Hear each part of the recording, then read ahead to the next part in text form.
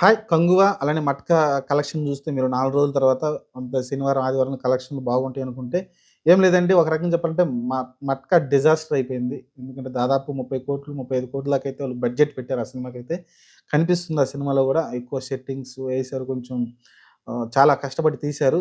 కానీ సినిమా అయితే జనాలకైతే connect అవ్వలేకపోయారు. Cinema utter flop అయితే అయిపోయింది.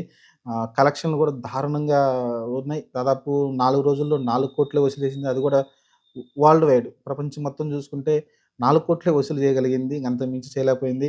ఇంకా సోమవారం స్టార్ట్ అయింది కాబట్టి ఇంక కష్టం. ఇంక సినిమా ఆల్మోస్ట్ డిజాస్టర్ అయిపోయింది. ఎంత డిజాస్టర్ అంటే ఆహ్, దాదాపు చాలా కొన్ని 30,00,00,000 దాకా లాస్ అయితే కనిపించేలా కనిపిస్తుంది.